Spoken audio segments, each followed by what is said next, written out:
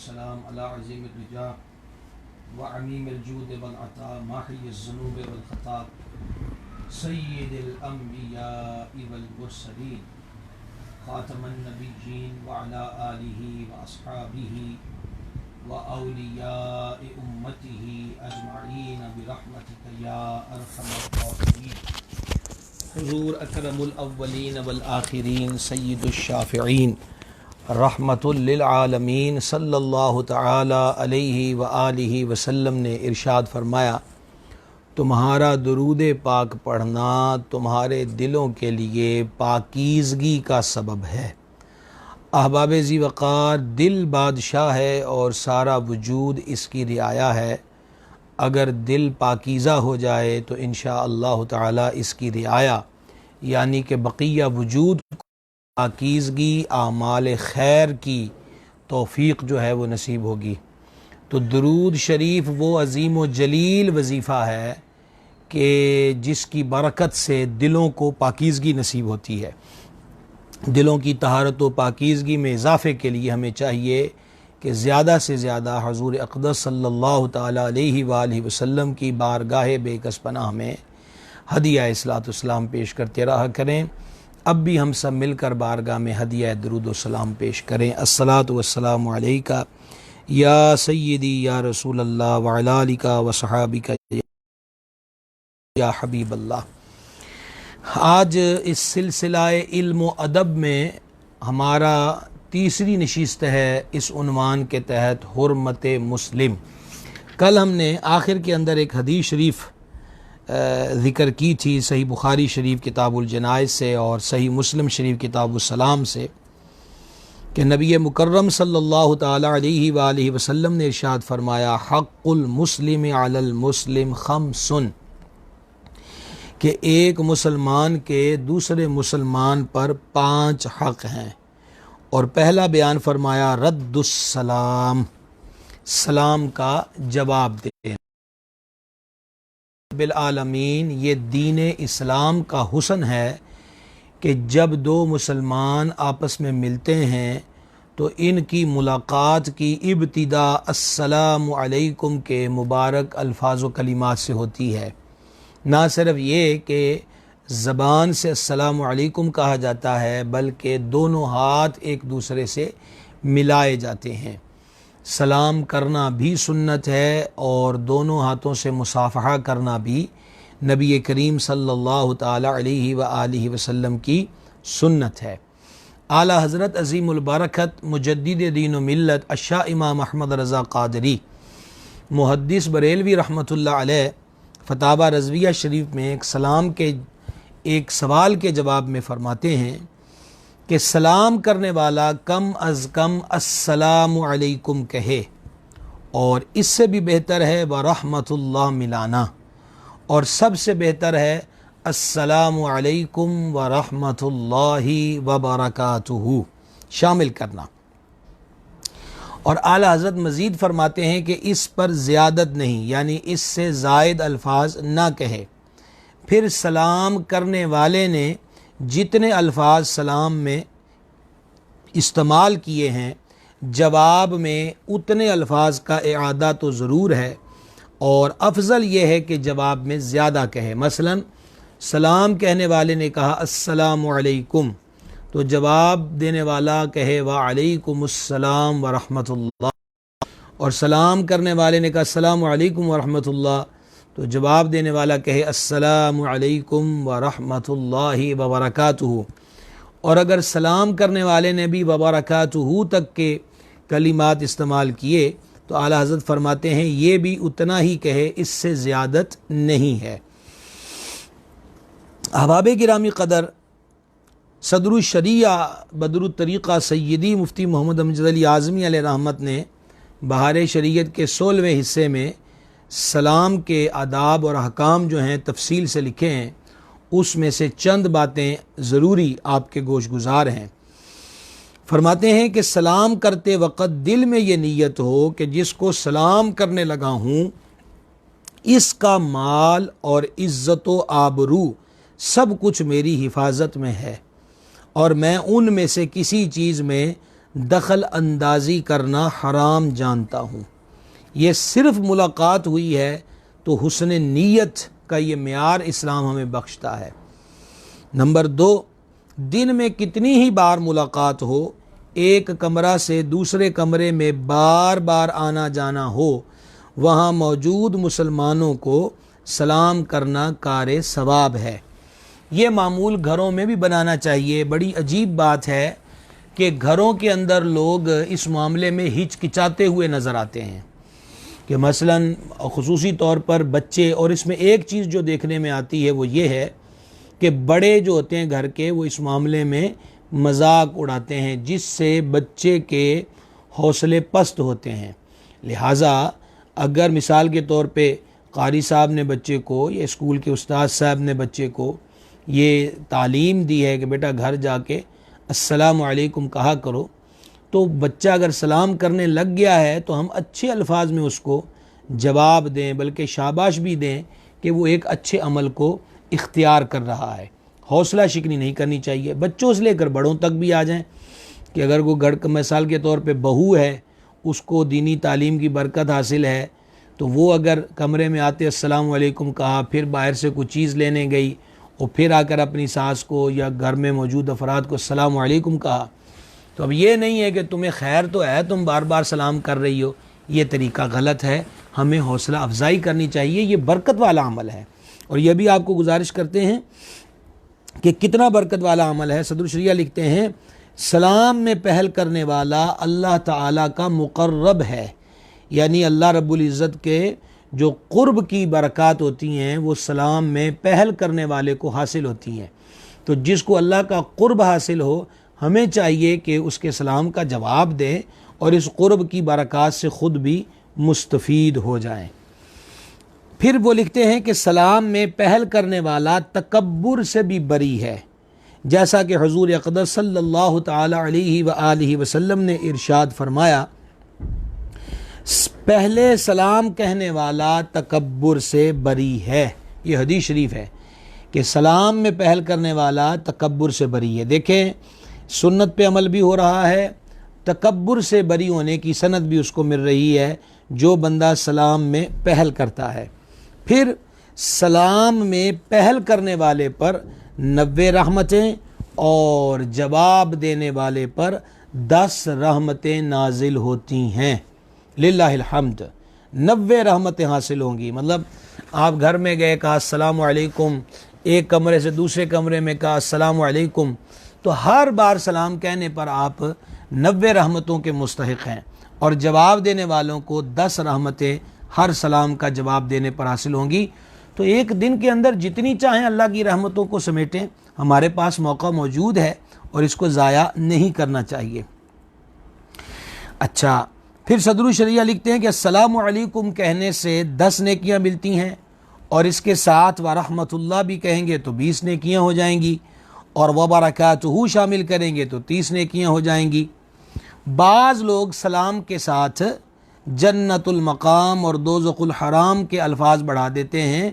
یہ غلط طریقہ ہے، بلکہ من چلے تو معاذ اللہ یہاں تک بک جاتے ہیں کہ آپ کے بچے ہمارے غلام۔ تو یعنی سلام کے الفاظ کا مذاق اڑایا جاتا ہے کہ السلام علیکم ورحمۃ اللہ وبرکاتہ، جنت المقام، دوزخ الحرام، آپ کے بچے ہمارے غلام، فلاں فلاں فلاں۔ تو یہ سرکار علیہ السلام کی سنت سے مذاق ایک مسلمان کے شایان نشان نہیں ہے، ہمیں یہ طرز اختیار نہیں کرنی چاہیے۔ اسی طرح جواب میں وعلیکم السلام ورحمۃ اللہ وبرکاتہ کہہ کر 30 نیکیاں حاصل کی جا سکتی ہیں۔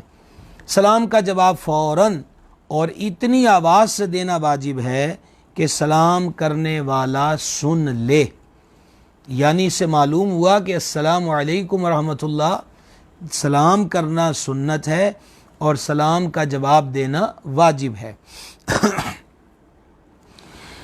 اچھا، پھر درست جو تلفظ ہے سلام کا، مطلب سلام علیکم، تو سام جو ہے وہ عربی زبان میں موت کو کہتے ہیں، تو السلام علیکم کا مطلب ہوا کہ تم پر موت ہو، تو یہ غلط الفاظ استعمال نہ کیے جائیں، تلفظ درست کیا جائے السلام علیکم، ورحمۃ اللہ وبرکاتہ، اس انداز پر جو ہے وہ سلام کرنا چاہیے۔ جو افراد بیٹھے ہیں ان میں کوئی بندہ آئے تو اس کے لیے یہ مسنون عمل ہے کہ وہ بیٹھے ہوئوں کو آتے ہوئے السلام علیکم کہے۔ سوار جو ہے سواری پر، وہ پیدل چلنے والے کو سلام میں پہل کرے۔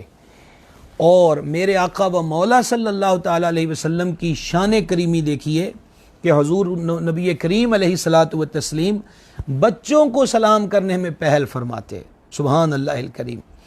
تو اس سے یہ معلوم ہوا کہ ہم کتنے بھی دینی یا دنیاوی عہدے پر براجمان، بڑی پرسنالٹی بھی ہو جائیں، کچھ بھی ہو، سرکار کریم صلی اللہ تعالیٰ علیہ وآلہ وسلم کی شان پاک سبحان اللہ، تو ہمارے لیے عزت اسی کے اندر ہے کہ سلام میں، بچوں کو بھی سلام میں پہل کریں، السلام علیکم ان کو کہا جائے۔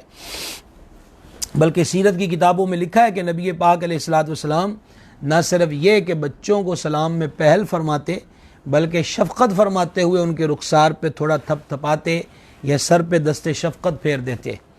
اس مبارک ہاتھ کی برکت یہ ہوتی تھی کہ بچے جب گھروں میں داخل ہوتے تو گھر خوشبوؤں سے مہک جاتے تھے، اور جس کے سر پہ جانے جانا صلی اللہ تعالیٰ علیہ وآلہ وسلم اپنا مبارک ہاتھ پھیر دیتے، اس کے بالوں کی سیاہی اور چمک برقرار رہا کرتی تھی، چاہے اس کی عمر کتنی ہی ہو جائے۔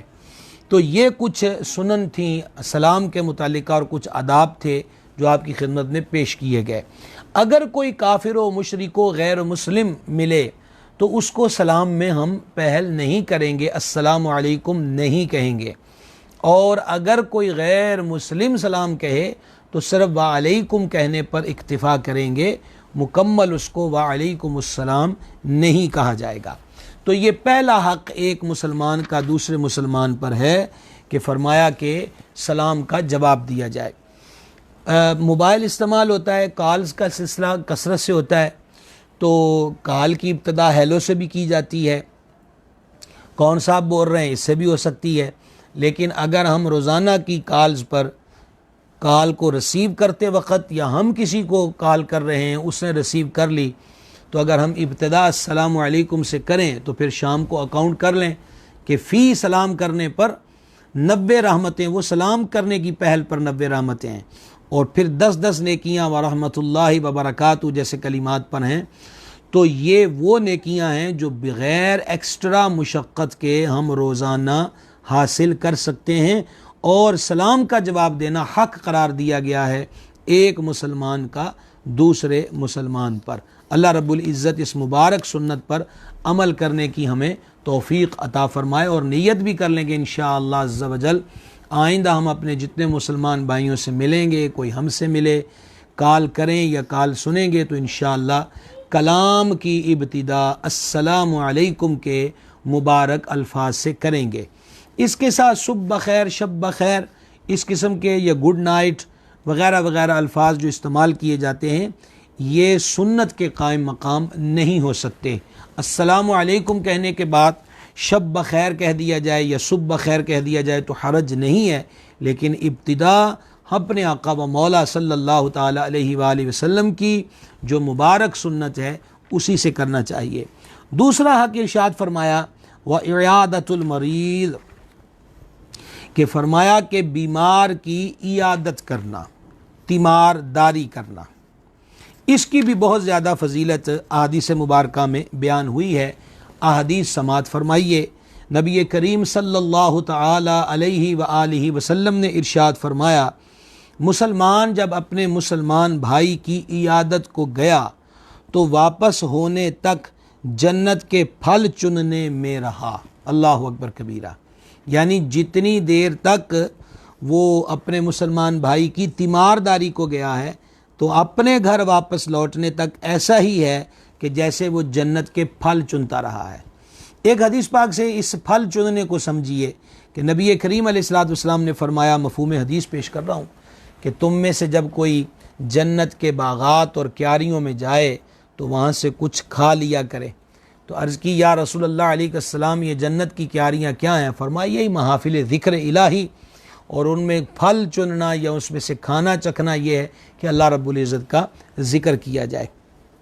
نمبر 2، دوسری حدیث سنا رہا ہوں کہ جو مسلمان کسی مسلمان کی عیادت یعنی تیمارداری کے لیے صبح کو جائے تو شام تک اس کے لیے 70,000 فرشتے استغفار کرتے ہیں۔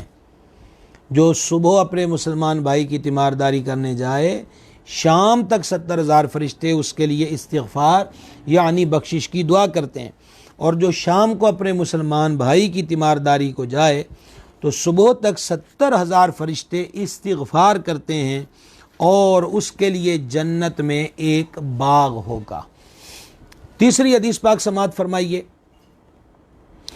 آقا کریم صلی اللہ تعالی علیہ وآلہ وسلم نے ارشاد فرمایا، اللہ تبارک و تعالی کی راہ میں جہاد کرنے والا اللہ تعالی کی ضمانت میں ہے، اور مریض کی عیادت کرنے والا اللہ کی ضمانت میں ہے، اور مسجد کی طرف جانے والا یا مسجد سے لوٹنے والا اللہ تعالی کی ضمانت میں ہے، اور حاکم اسلام کے پاس اس کی عزت اور اعانت کرنے کے لیے آنے والا اللہ تبارک و تعالی کی ضمانت میں ہے، اور اپنے گھر میں بیٹھ کر کسی کی غیبت نہ کرنے والا بھی اللہ تبارک و تعالی کی ضمانت میں ہے۔ 70,000 فرشتے شام تک جی دعا مانگیں گے بخشش کی، جو لوجہ اللہ اپنے مسلمان بھائی کی تیمارداری کرنے کے لیے جائے۔ اچھا، اب کچھ آداب عرض کر دیے جائیں کہ تیمارداری کس طرز پر ہونا چاہیے۔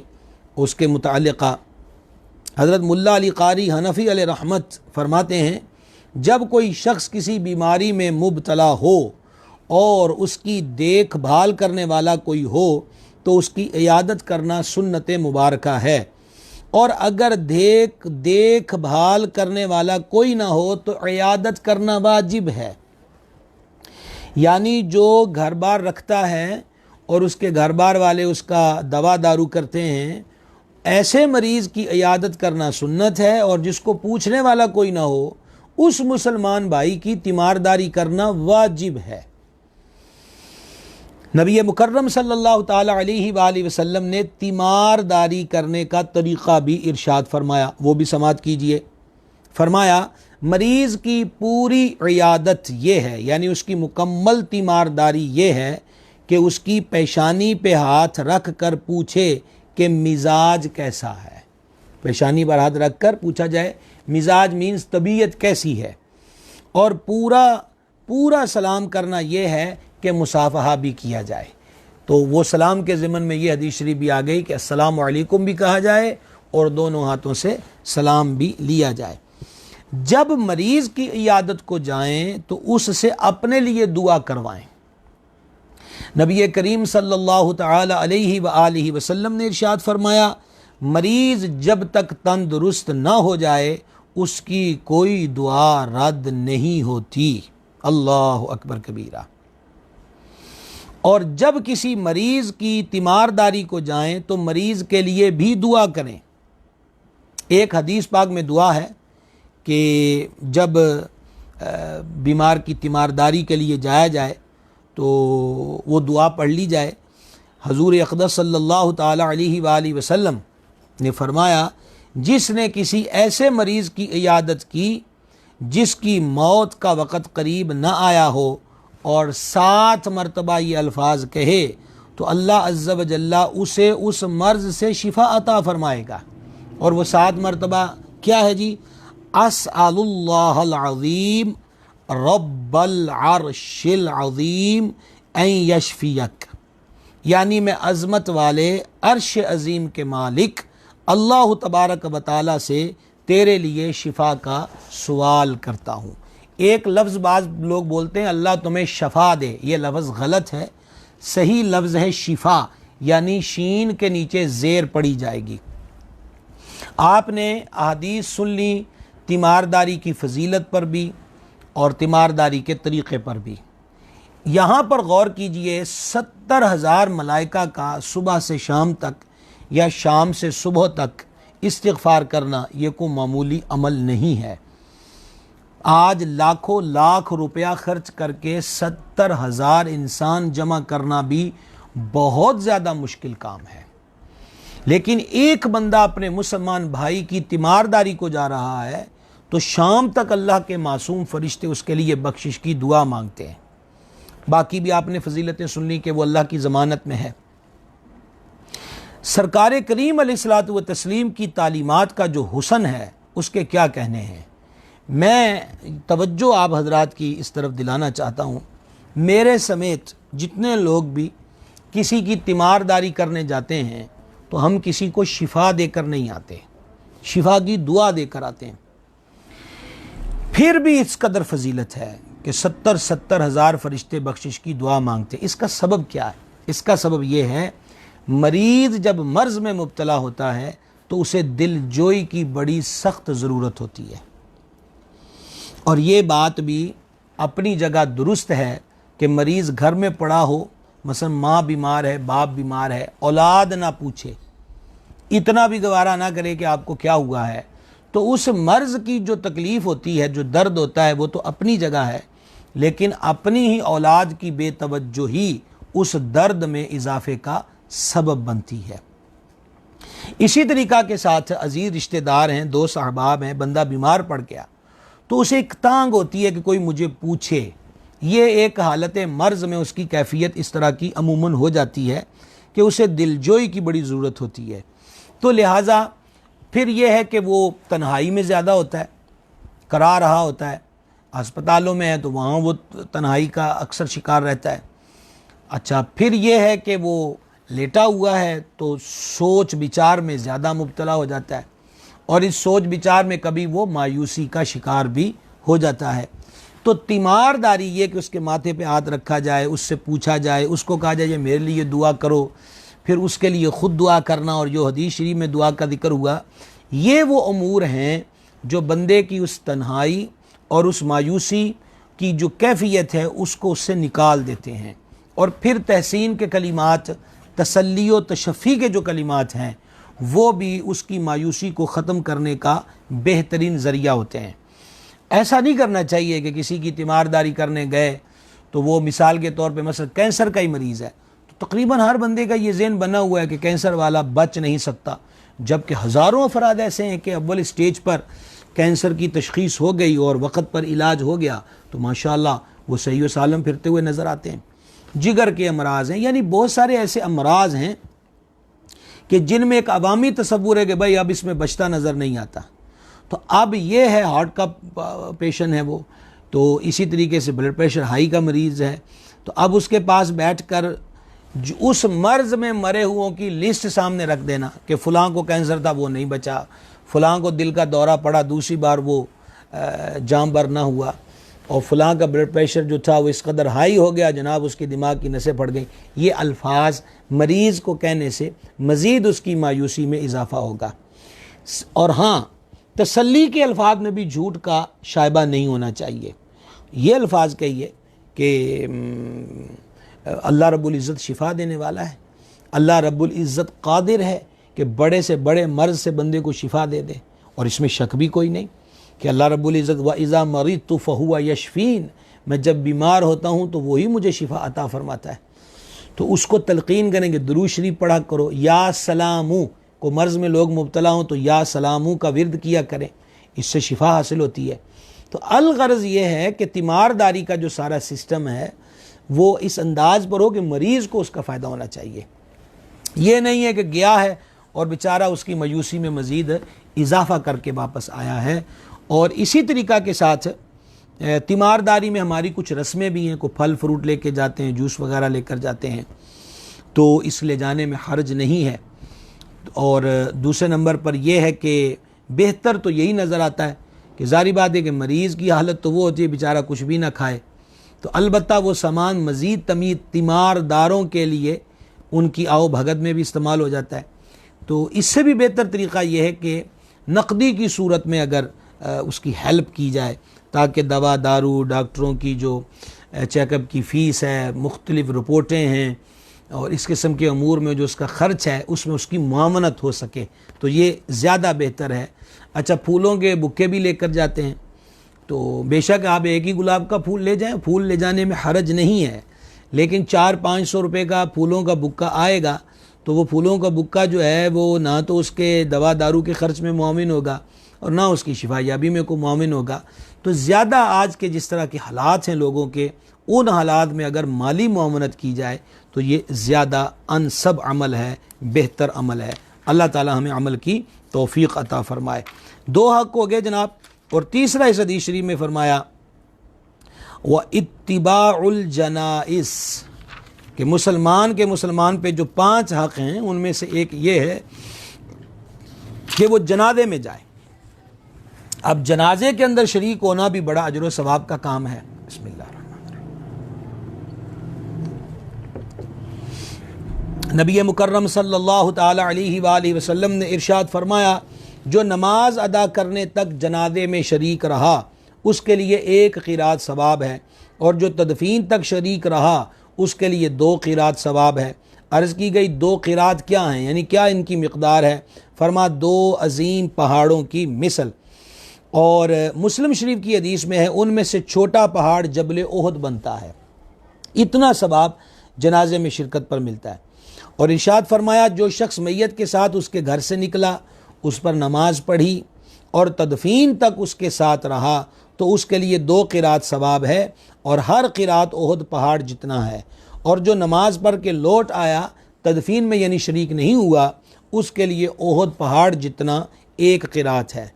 اور ایک اور حدیث سماعت کیجئے، فرمایا بندے کو اپنی موت کے بعد سب سے پہلے جو جزا دی جاتی ہے وہ یہ ہے کہ اس کے جنازے میں شریک تمام افراد کی مغفرت کر دی جاتی ہے۔ کتنا بڑا اجر کا کام ہے۔ حکیم الامت مفتی احمد یار خان نعیمی علیہ رحمت فرماتے ہیں، جنازے کے ساتھ جانا عام حالات میں سنت ہے، لیکن جب کوئی یہ کام نہ کرے تو فرض ہے، کبھی فرض کفایہ اور کبھی فرض عین۔ امام بدر الدین عینی رحمہ اللہ فرماتے ہیں کہ جمہور علماء کے نزدیک نماز جنازہ پڑھنا فرض کفایہ ہے۔ جنازے کے ساتھ جانے کا مطلب یہ ہے کہ جنازے کو اٹھانا اور ایک دوسرے سے کندھے بدلنا یہ رشتہ داروں پڑوسیوں پر لازم ہے۔ جنازے کی اتباع کرنے کی 3 اقسام ہیں۔ پہلی قسم تو یہ ہے کہ صرف اس پہ نماز جنازہ پڑھی جائے اور اس میں 1 قرات اجر ہے، اور دوسری قسم یہ کہ جنازے کے ساتھ جائے اور تدفین تک اس کے ساتھ رہے، اس میں 2 قرات اجر ہے، اور تیسری قسم یہ ہے کہ دفن کے بعد اس کو تلقین بھی کرے۔ اچھا، اب یہاں تھا کہ 5 حقوق ہیں، ابھی مزید بھی میں عرض کرتا ہوں۔ شیخ محقق شیخ عبدالحق محدث دہلوی رحمۃ اللہ تعالی علیہ لکھتے ہیں کہ مسلمانوں کے ایک دوسرے پر بہت سے حقوق ہیں، صرف ان 6 میں انحصار نہیں۔ نبی مکرم صلی اللہ تعالی علیہ وآلہ وسلم نے مختلف مواقع پر موقع کی مناسبت سے مختلف حقوق کو بیان کیا، پھر حقوق المسلمین بتدریج نازل ہوئے۔ جو حق جب نازل ہوا سرکار علیہ الصلاۃ والتسلیم نے اس کو اسی وقت بیان فرما دیا۔ یہ تھی جناب کہ وہ اتباع الجنائز، سلام کرنا، سلام کا جواب دینا، مریض کی تیمارداری کرنا، جنازے میں شرکت کرنا۔ اور اب آیا ہے وہ اجابت الدعوتی، ارشاد فرمایا کہ مسلمان بھائی دعوت دے تو اس کی دعوت کو قبول کیا جائے۔ اچھا، شیخ محقق رحمۃ اللہ علیہ فرماتے ہیں مسلمان بھائی کی دعوت قبول کرتے ہوئے اس میں شرکت کرنا یہ اس وقت سنت مبارکہ ہے جب کہ وہاں کوئی خلاف شرع کام نہ ہو، اور اگر خلاف شرع کام ہو رہے ہیں تو دعوت قبول نہ کرنا لازم ہے۔ امام محمد غزالی رحمۃ اللہ علیہ نے تو یہاں تک فرمایا کہ جو دعوت اپنے آپ کو اونچا دکھانے اور واہ واہ کے لیے ہو اس دعوت کو قبول کرنا منع ہے۔ سلف صالحین اس طرح کی دعوتوں میں شرکت کرنے کو مکروہ فرماتے ہیں۔ ایک تو جائز کام کی وہ، مطلب یہ نہیں کہ وہاں گانا باجا بھی ہو، عورتوں کے ناچ بھی ہو، جیسے مہندیوں کے موقع پر ہوتا ہے۔ ہم شادی کے معاملات میں جو گفتگو تھی اس پہ ذکر کر چکے ہیں۔ تو جائز معاملات میں جہاں وہاں ماحول میں کوئی خلاف شرع حرکات نہ ہو تو پھر وہاں دعوت کو قبول کیا جائے۔ اچھا جناب، پھر فرمایا و تشمیت العاطس، اور چھینک کا جواب دینا۔ یہ میں نے کل بھی عرض کیا تھا کہ چھینک کا جو جواب دینے سے مراد یہ ہے کہ جب بندے کو چھینک آئے تو وہ پڑھے الحمدللہ رب العالمین۔ مثلا مجھے چھینک آئی اور میں نے پڑھا الحمدللہ رب العالمین، آپ سن رہے تھے، آپ نے الحمدللہ رب العالمین پڑھنے کو سن لیا، تو سننے والے پر واجب ہے کہ وہ اس کا جواب دے، اور وہ جواب یہ ہے یرحمک اللہ، جس کا مطلب ہے اللہ تم پہ رحم فرمائے۔ چھینک کے وقت سر جھکائیں، منہ چھپائیں اور آواز آہستہ نکالیں۔ چھینک کی آواز بلند کرنا حماقت ہے۔ نبی کریم صلی اللہ تعالی علیہ وآلہ وسلم نے فرمایا، کسی کو ڈکار یا چھینک آئے تو آواز بلند نہ کرے، کہ شیطان کو یہ بات پسند ہے کہ ان میں یعنی چھینک یا ڈکار میں آواز بلند کی جائے۔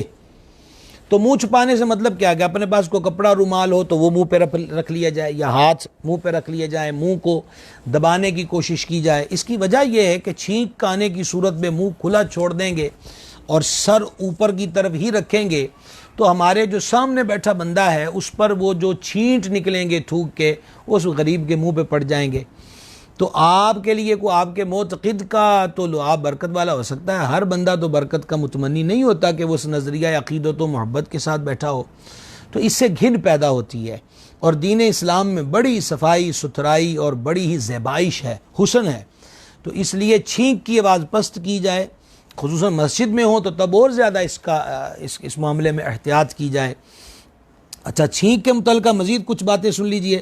جب چھینک آئے اور الحمدللہ کہیں گے تو فرشتے رب العالمین کہیں گے، اور اگر چھینک جس کو آئی وہ الحمدللہ رب العالمین کہیں گے تو معصوم فرشتے یہ دعا کریں گے یرحمک اللہ، یعنی اللہ تجھ پہ رحم فرمائے۔ جانے جانا صلی اللہ تعالی علیہ وآلہ وسلم نے فرمایا، جب کسی کو چھینک آئے اور وہ الحمدللہ کہے تو فرشتے کہتے ہیں رب العالمین، اور وہ اگر پڑھے الحمدللہ رب العالمین تو فرشتے کہتے ہیں یرحمک اللہ۔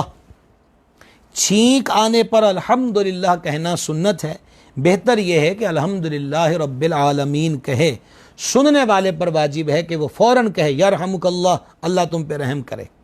اور جس طرح السلام علیکم کے جواب میں وعلیکم السلام کہنا اتنی آواز میں ضروری تھا کہ سلام کرنے والا آپ کے جواب کو سن لے، ایسے ہی یرحمک اللہ اتنی آواز سے کہے کہ چھینک جس کو آئی تھی وہ آپ کے اس جواب کو سن لے۔ اگر جواب میں یعنی یرحمک اللہ کہنے میں تاخیر کر دی تو گناہ گار ہوگا۔ صرف جواب دینے سے گناہ معاف نہیں ہوگا، توبہ بھی کرنا ہوگی، کیونکہ اس نے واجب کا ترک کیا ہے۔ جواب سن کر چھینکنے والا کہے یغفر اللہ لنا ولکم، یعنی اللہ ہماری اور تمہاری مغفرت فرمائے، یا یہ کہے یہدیکم اللہ ویصلح بالکم، اللہ تمہیں ہدایت دے اور تمہاری اصلاح فرمائے۔ چھینکنے والا زور سے یعنی کچھ آواز سے حمد کہے تاکہ کوئی سنے اور جواب دے، اور دونوں کو ثواب ملے گا۔ چھینک کا جواب ایک مرتبہ واجب ہے، دوبارہ چھینک آئے اور وہ الحمدللہ کہے تو دوبارہ جواب واجب نہیں بلکہ مستحب ہے۔ یعنی اب ایک بندے کو ایک چھینک آ گئی، وہ 5-6 بار چھینکے گا، الحمدللہ پڑھے گا، یعنی الحمدللہ پڑھنے کا ثواب تو اسے مل رہا ہے، اور یہ اگر 5-6 بار ہی یرحمک اللہ کہے گا تو اس کو بھی اس کا ثواب تو ملے گا۔ جب واجب کی بات کریں گے تو وہ پہلی بار جب چھینک آئی تھی اور اس نے الحمدللہ پڑھا تھا اور اس نے یرحمک اللہ کہہ دیا، معاملہ تمام ہو گیا۔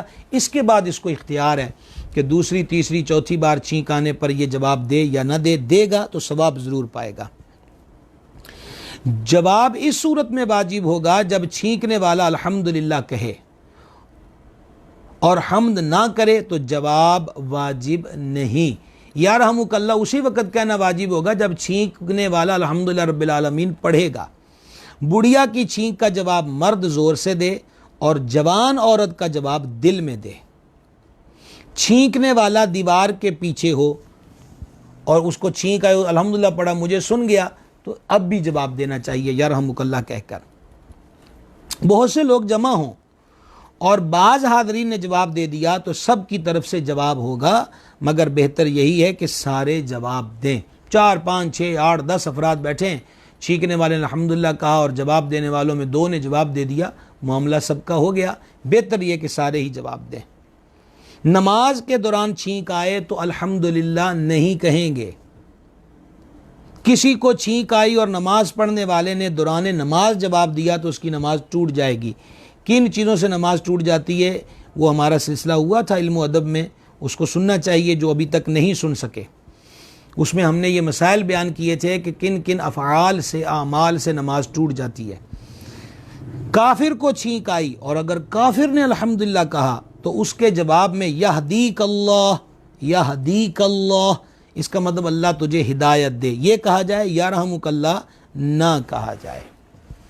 اچھا جی، یہ پہلی حدیث میں تھا 5 حقوق، اور صحیح مسلم میں تھا کہ حق المسلم 6 حق ہیں۔ ایک یہی کہ اذا لقیتہ فسلم علیہ واذا دعاک فاجبہ، اور کہ جب تم اسے سلام کرو تو سلام کا جواب دو، اور جب تمہیں وہ دعوت دے تو دعوت کو قبول کرو۔ اور اگلا تھا وَإِذَا اسْتَنصَحَكَ فَأَنصِحْ لَهُ، کہ جب وہ تم سے نصیحت طلب کرے تو تم اس کو نصیحت کرو۔ شیخ محقق شیخ عبدالحق محدث دہلوی رحمۃ اللہ علیہ فرماتے ہیں نصیحت سے مسلمانوں کی خیر خواہی مراد ہے۔ عام حالت میں نصیحت کرنا سنت مبارکہ ہے، اور جب کوئی نصیحت کی بات سننے کی خواہی ظاہر کرے تو پھر اس کو نصیحت کرنا واجب ہے۔ حکیم الامت مفتی احمد یار خان نعیمی علیہ رحمت فرماتے ہیں نصیحت کرنے سے مراد یہ ہے کہ جب تم میں سے کوئی مشورہ کرے تو اچھا مشورہ دو، اور اگر شرعی مسئلہ پوچھے علم ہو تو ضرور بتا دو۔ تو نصیحت، بہتر نصیحت تو پھر ناصح جو ہے وہ خیر کی ہی بندے کو نصیحت کرے، یہی تعلقات کی معراج ہوتی ہے، یہی ایک دوسرے کے ساتھ خیر خواہی کا بہترین طریقہ ہوتا ہے اگر اس کو اختیار کیا جائے۔ اللہ رب العزت ہمیں جو باتیں ابھی تک اس حدیث کے تحت بیان ہوئی ہیں عمل کی توفیق عطا فرمائے۔ اب ایک اور حدیث پاک سماعت فرما لیجئے، یہ صحیح بخاری شریف کے اندر حدیث مبارک ہے۔ سیدنا ابا عمارہ برا بن عازب رضی اللہ تعالی عنہ سے یہ حدیث روایت ہے۔ قال، فرماتے ہیں امرنا رسول اللہ صلی اللہ علیہ وسلم بسبع ونہانا عن سبع، نبی پاک علیہ الصلوۃ والسلام نے ہمیں 7 باتوں کا حکم فرمایا کہ کرو، اور 7 باتوں سے نبی کریم علیہ الصلوۃ والسلام نے ہمیں منع فرمایا۔ جو حکم دیا ہے کہ یہ کرو وہ 7 باتیں کون سی ہیں؟ فرمایا امرنا بعیادۃ المریض، یہ حکم دیا کہ مریض کی تیمارداری کرو۔ نمبر 2 واتباع الجنازۃ، اور جنازوں میں شرکت کی جائے۔ وتشمیت العاطس، اور یہی کہ چھینک والے کو اس کا جواب دیا جائے۔ وابرار المقسم، اب یہ اس کے اندر ایک اور چیز کا نبی کریم صلی اللہ علیہ وسلم کے فرمان میں حکم جو ہے وہ ارشاد ہوا گیا کہ دعوت کرنے والے کی دعوت کو قبول کرے، اور وہ نصر المظلوم، اور مظلوم کی مدد کرے۔ کل ہم نے حدیث پڑھی تھی کہ ظالم و مظلوم دونوں کی مدد کرو، مظلوم کو ظلم سے بچا لو اور ظالم کو ظلم کرنے سے بچا لو، یہ دونوں کی مدد ہے۔ تو یہ 7 حکم جو تھے اس میں ایک چیز یہ آ گئی کہ مظلوم کی مدد کی جائے، اور پھر فرمایا وہ افشاء السلام، کہ آقا کریم صلی اللہ تعالی علیہ وآلہ وسلم نے فرمایا کہ مظلوم کی مدد کرنے اور قسم کھانے والے کی قسم کو پورا کر دینے کا حکم فرمایا۔ اچھا، جن چیزوں سے نبی کریم صلی اللہ تعالی علیہ وسلم نے منع فرمایا وہ بھی سماعت کر لیجئے۔ فرمایا وَنَهَانَا عَنْ خَوَاتِيمَ أَوْ تَخَتُّمٍ بِالذَّهْبِ وَعَنْ شُرْبٍ بِالْفِدَّةِ وَعَنِ الْمَيَاثِرِ الْحُمْرِ وَعَنِ الْقَصِيِّ وَعَنْ لُبْسِ الْحَرِيرِ وَالْإِسْتَبْرَقِ وَالدِّيبَاجِ، کہ آقا کریم صلی اللہ علیہ وسلم نے سونے کی انگوٹھی پینے یا چاندی کے برتن میں پینے، نیز گدوں اور پردوں، ریشم، دیباج اور استبرق پہننے سے منع فرمایا۔ اللہ اکبر کبیرہ۔ احباب گرامی قدر، اب یہ جو چیزیں ذکر ہوئی ہیں اس میں ایک چیز بیان ہوئی کہ مسلمان بھائی کی قسم کو پورا کرنا۔ حضرت ملا علی قاری حنفی رحمۃ اللہ علیہ فرماتے ہیں کہ اگر کوئی شخص، بڑا غور کیجئے گا اس پر جو میں آپ کے گوش گزار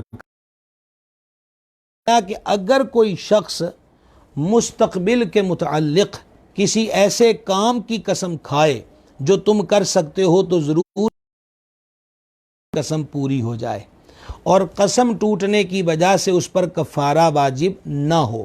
مثال لے لیجئے، بندہ کہے خدا کی قسم جب تک تم فلاں کام نہ کر لو میں تمہیں نہیں چھوڑوں گا، تو تم وہ کام ضرور کر لو بشرطے کہ وہ کام ناجائز نہ ہو۔ تو یعنی کسی بات پہ، مثلا خدا کی قسم میں تمہیں تب تک نہیں بلاؤں گا جب تک تم 5 نمازیں شروع نہیں کر لیتے۔ اب قسم کھا بیٹھا ہے، اور انشاءاللہ عز و جل یہ جو سلسلہ اب آپ سے باہمی گفتگو کا چل نکلا ہے یہ عید کے بعد بھی جاری رہے گا، اور پھر ہم اس کے بعد عید کے بعد کے لیے پھر مکمل آپ کو آگاہ کریں گے کہ اس وقت ہمارے اوقات کار کیا ہوں گے۔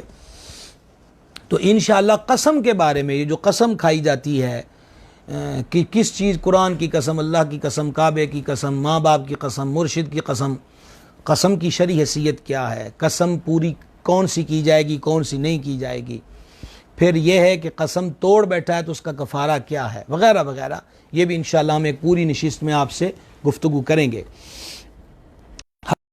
حقیق شیخ عبداللہ محدث دہلوی رحمت فرماتے ہیں، بعض نے کہا کہ اس کا معنی یہ ہے کہ اگر کوئی قسم دے کر کہے کہ تم یہ کام ضرور کرو تو تمہارے لیے اس کام کو کرنا مستحب ہے تاکہ خدا تعالیٰ کے اسم مبارک کی تعظیم برقرار رہے، اگرچہ ایسی قسم کو پورا کرنا لازم و ضروری نہیں ہے۔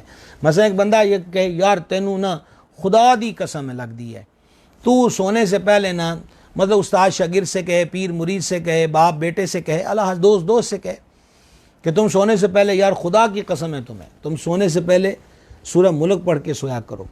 تو اب یہ قسم اس نے آپ پر دے دی تو واجب تو نہیں تھا، لیکن اس نے قسم اب کھا لی ہے تو اس کو پورا کر دیا جائے، محدثین کرام نے بیان فرمایا ہے۔ اچھا، اب اس کے بعد یہاں ذکر ہوا جناب سونے کی انگوٹھی، چاندی کے برتن وغیرہ کو استعمال کرنا وغیرہ وغیرہ۔ نبی کریم صلی اللہ علیہ وسلم نے فرمایا حریر اور دیباج نہ پہنو، حریر اور دیباج نہ پہنو، اور نہ سونے اور چاندی کے برتن میں پانی پیو، اور نہ ان کے برتنوں میں یعنی سونے چاندی کے برتنوں میں کھانا کھاؤ، کہ یہ چیزیں دنیا میں کافروں کے لیے ہیں اور تمہارے لیے آخرت میں ہیں۔ جنت کے برتن سونے چاندی کے ہوں گے، یہاں سونے چاندی کے برتن استعمال۔ اور دوسری حدیث سن لیں، جو شخص سونے اور چاندی کے برتن میں کھاتا پیتا ہے وہ اپنے پیٹ میں غٹا غٹ جہنم کی آگ بھرتا ہے۔ تیسری حدیث سن لیں، جس نے دنیا میں سونے چاندی کے برتنوں میں پیا وہ آخرت میں ان کے ذریعے نہ پی سکے گا۔ صدر الشریعہ بدر الطریقہ سیدی مفتی محمد امجد علی اعظمی رحمۃ اللہ علیہ بہار شریعت میں لکھتے ہیں، سونے چاندی کے برتن میں کھانا پینا اور ان کی پیالیوں سے تیل لگانا اور ان کے عطر دان سے عطر لگانا یا ان کی انگیٹھی سے بخور کرنا یعنی دھونی لینا منع ہے۔ یعنی صرف یہی نہیں ہے کہ سونے کے برتن میں پانی ممنوع ہے یا چاندی کے یا پلیٹ میں کھانا ممنوع ہے، بلکہ جو چیز ہم استعمال میں سر میں تیل لگانا ہے تو اس کی شیشی چاندی کی نہ ہو، سونے کی نہ ہو۔ اسی طریقہ کے ساتھ اب تو یہ الیکٹرک آ چکے ہیں، خوشبو والی دکانوں سے ملتے ہیں، دھونی دکانے کے لیے مختلف فلیورز اس کے اندر ہوتے ہیں، ٹکیاں ہوتی ہیں، تو سونے کی انگیٹھی بھی نہ بنائی جائے کہ جس میں بخور رکھ کے دھکایا جائے۔ اور یہ ممانعت مرد و عورت دونوں کے لیے ہے۔ عورتوں کو ان کے زیور پہننے کی اجازت، یعنی عورت سونے چاندی کے زیور پہن سکتی ہے۔ زیور کے علاوہ دوسری طرح سونے چاندی کا استعمال جو ابھی بیان ہو چکا مرد و عورت دونوں کے لیے ناجائز ہے۔ سونے چاندی کے چمچے سے کھانا، سونے چاندی کی سلائی یا سرما دانی سے سرما لگانا، سونے چاندی سے بنے ہوئے آئینے میں منہ دیکھنا، اور سونے چاندی کی قلم دوات سے لکھنا، یا اس کے لوٹے یا تشت سے وضو کرنا، یا ان کی کرسی پر بیٹھنا مرد و عورت دونوں کے لیے ممنوع ہے۔ سونے چاندی کی چیزوں کے استعمال کی ممانعت اس صورت میں ہے کہ ان کو استعمال کرنا ہی مقصود ہو، اور اگر یہ مقصود نہ ہو تو ممانعت نہیں۔ مثلا سونے چاندی کی پلیٹ یا کٹورے میں کھانا رکھا ہوا ہے، اور اگر یہ کھانا اسی میں چھوڑ دیا جائے تو اضاعت مال ہے، اس کو اس میں سے نکال کر دوسرے برتن میں لے کر کھائے، یا اس میں سے پانی چلو میں لے کر پیا، یا پیالی میں تیل تھا، سر پر پیالی سے تیل نہیں ڈالا بلکہ کسی برتن میں، یا ہاتھ پر تیل اس غرض سے لیا کہ اس سے استعمال ناجائز ہے، لہٰذا تیل کو اس میں سے لے لیا جائے اور اب استعمال کیا جائے، یہ جائز ہے۔ اور اگر ہاتھ میں تیل کا لینا بغرض استعمال ہو، جس طرح پیالی سے تیل لے کر سر یا داڑھی میں لگاتے ہیں، اس طرح کرنے سے ناجائز استعمال سے بچنا نہیں ہے کہ یہ بھی استعمال ہی ہے۔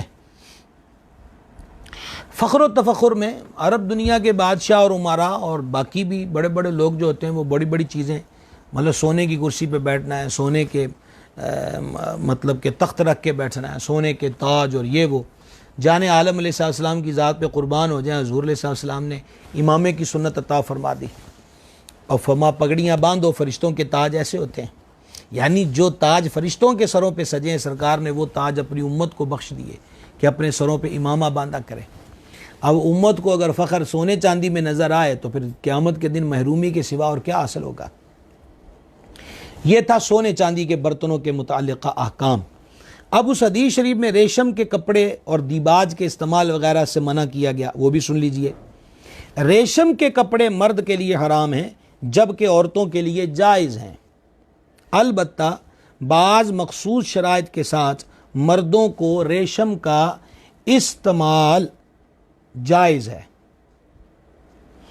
بعض صورتوں کے اندر ریشم کا مردوں کو استعمال جائز ہے۔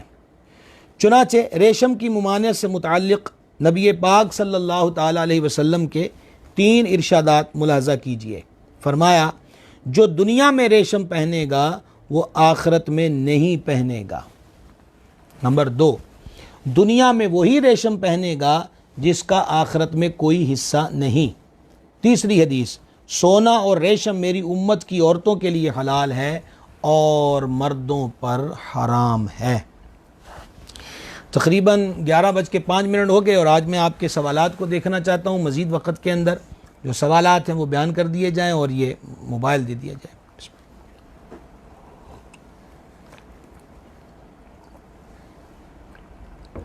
الحمدللہ رب العالمین۔ ریاض احمد صاحب کا سوال ہے، موبائل دیں گے۔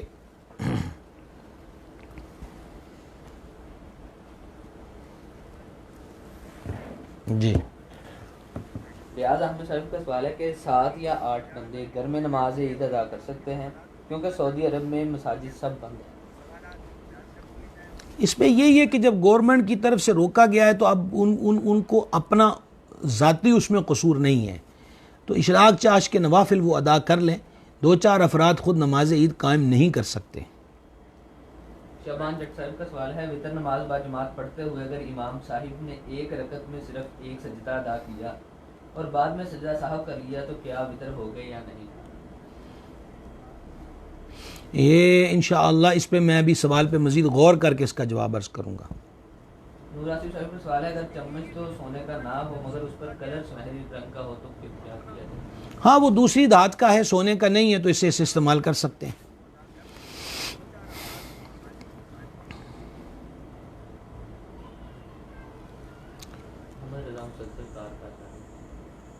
نور آصف صاحب ہیں جناب، خوش آمدید جی، اور خضر عباس چشتی صاحب ہیں، اہلا و سہلا۔ شوکت خان صاحب کو بھی خوش آمدید ہے، محمد فاروق خان صاحب جی۔ اچھا، یہ نور آصف صاحب لکھ رہے ہیں جی عید مبارک ہو، تو مجھے تو ابھی تک نہیں پتا، میں تو اپنے کمرے میں ہوں کہ کیا اعلان ہوا ہے رویت ہلال کی طرف سے۔ اسرار جوئیہ صاحب کا سوال آیا ہے، کل کس وقت سلسلہ ہوگا؟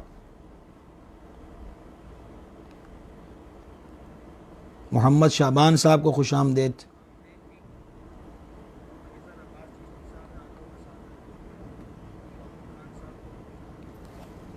کیا خبر آئی ہے رویت ہلال کمیٹی کی طرف سے؟ عید کا اعلان کر دیا کل، چاند نظر آ گیا۔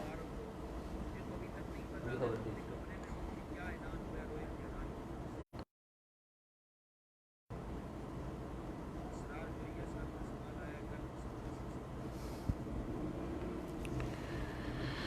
اللہ غنی حمید۔ اگر تو مجھے ابھی تک مصدقہ تو نہیں پتہ، میں تو آپ لوگوں سے مخاطب ہوں، تو اگر ہمارے رویت ہلال کمیٹی کے سربراہ مفتی منیب الرحمان صاحب نے اعلان کر دیا رویت کا، پھر الحمدللہ وہ اعلان ہمیں قبول ہے اور ہمیں اسی کا انتظار تھا۔ تو اگر یہ خبر مصدقہ ہے، محمد ندیم قادری صاحب جی آپ کو بھی خوش آمدید۔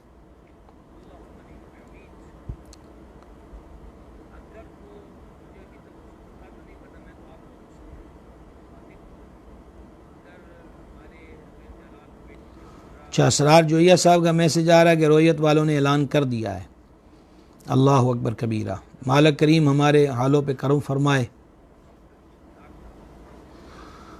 اچھا ماشاءاللہ، عابد فریدی صاحب لاہور سے بھی چاند نظر آنے کی خوشخبری دی ہے انہوں نے۔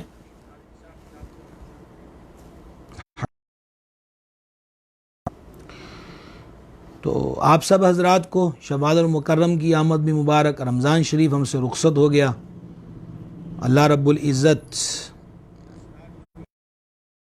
فرمائے۔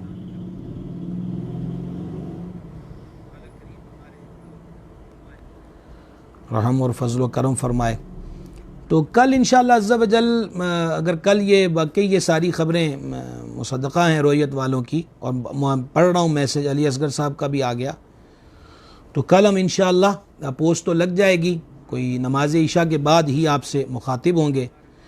اور جی نور آصف صاحب کا بھی سوال آ گیا، نشست ہوگی کہ نہیں؟ تو نشست تو آپ بتا دیں، آپ سب بتا دیں ہونی چاہیے کہ نہیں۔ اب آپ لوگ عید میں مصروف ہوں گے، ملتے ہیں کہ نہیں ملتے؟ واہ واہ واہ واہ، محمود قاری صاحب نے تو کیا شعر بھیج دیا، عید گاہ ماں غریباں کوئے تو ام بساط عید دیدن روئے تو۔ ہماری عید گاہ تو تمہارا کوچہ ہے، اور تمہارے چہرے کو جب دیکھ لیں تو پھر اس سے عید کی خوشی نصیب ہوتی ہے۔ حضرت امیر خسرو علیہ رحمت نے یہ شعر اپنے مرشد حضور نظام الحق والدین رضی اللہ تعالیٰ وارضہ کے لیے لکھا تھا۔ تو عید کے موقع پر خوشی کا اظہار کرنا سنت ہے، اور عید کے موقع پر اپنے فوت شدگان کو یاد رکھیں، 300 بار سبحان اللہ و بحمدہ پڑھیں، اور تمام مسلمان جو فوت ہو گئے ان کو ایصال ثواب کریں۔ اللہ رب العزت سب کے حالوں پہ کرم فرمائے، اور اللہ کریم ماہ رمضان کے سلسلے میں جو ہم سے کوتاہیاں ہوئی ہیں وہ ہمیں معاف فرما دے۔ ہمیں کل کے دن کو اپنے رمضان شریف کے معمولات سامنے ضرور رکھنے چاہیے۔ میرے مرشد کریم، میرے مربی و مولا حضور سیدی و سندی بدر طریقت پیر محمد عبدالرشید قادری رضوی رحمۃ اللہ تعالی علیہ عید والے دن فرمایا کرتے تھے، عید اس کی کہ جس کا کوئی گناہ نہ ہو، اور عید اس کی کہ جس کا خاتمہ ایمان پر ہو گیا، عید اس کی جسے مدینہ عالیہ منورہ کی حاضری نصیب ہو گئی، اور عید اس کی کہ جس کا خاتمہ ایمان پر ہوا۔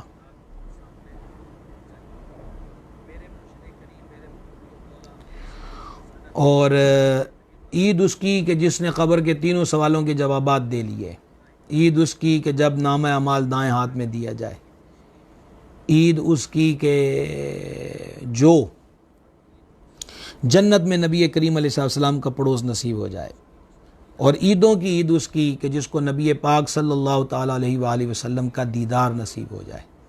یہ عیدوں کی عید ہے۔ اللہ جل شانہ ہمیں یہ تمام عیدیں اپنے محبوب علیہ السلام کے طفیل نصیب فرمائے۔ تو کل ہم انشاءاللہ عشاء کے بعد جی آپ سے ملاقات کریں گے، اور کل امید ہے کہ کل آپ سے یہ کل کی کسی پوسٹ میں فون نمبر بھی جاری کریں گے کہ فون کے ذریعے ادھر یہ لائیو سلسلہ بھی ہوگا، اور آپ کی فون کالز کو سننے اور ایک دوسرے کے تہنیت کے پیغامات جو ہیں وہ بھی سنے جائیں، اور ایک دوسرے سے اس معاملے میں بھی گفتگو ہوتی رہے گی انشاءاللہ. وما علینا الا البلاغ المبین. صلی اللہ تعالی علی النبی الامی وآلہ صلی اللہ تعالی علیہ وسلم. صلاۃ و سلام علیک یا سیدی یا رسول اللہ یا اللہ یا رحمان یا رحیم. ہماری حاضری قبول فرما، اپنے محبوب کا صدقہ ہمارے حالوں پہ کرم فرما. میرے مولا ماہ رمضان کے سلسلے میں ہم سے جتنی بھی کوتاہیاں اور غفلتیں ہوئی معاف فرما دے. ماہ رمضان المبارک کو ہم سے راضی فرما. ماہ رمضان کو ہماری شفاعت کرنے والا بنا. اس عید کو سارے مسلمانوں کے لیے خیر اور سلامتی کا سبب کر دے. کشمیریوں، فلسطینیوں اور ہندوستان میں بسنے والے مسلمان جن پہ ظلم کے پہاڑ توڑے جا رہے ہیں، میرے کریم انہیں بھی عید کی صحیح خوشیاں عطا فرما. الہی عالم اسلام کی خیر فرما، مسلمانان اسلام کی خیر فرما. الہی اپنے محبوب کے دیدار کی جو عید ہے وہ ہم سب کو نصیب فرما. میرے مالک ہمارا خاتمہ ایمان پر ہو، بری موت اور کفر و بدعقیدگی کی موت سے بچا. اللہم انا نسألک العفو والعافیہ فی الدین والدنیا والآخرہ. الہی جتنے بھی دوست احباب دعاؤں کے لیے کہتے تھے، کہتے ہیں، کہہ رہے ہیں، سب کی دعاؤں کو شرف قبولیت عطا فرما. خیر اور سلامتی کے طلبگار ہیں، کرم فرما، ہمارے حالوں پہ رحم فرما. الہی خیر گردانی بحق شاہ جیلانی. صلی اللہ تعالی علی حبیب سیدنا مولانا محمد وعلی آلہ وصحبہ اجمعین ارحم الراحمین.